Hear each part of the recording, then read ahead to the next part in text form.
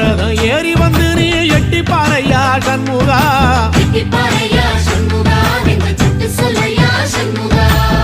மருதமர சத்தியமாகும் ஆறுபடையும் சண்முகா,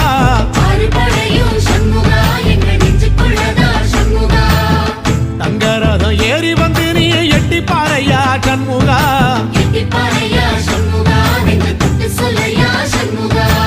ஆதிசைவம் மேல சத்தியமா அந்த ஆனமுகம் மேல சத்தியமா,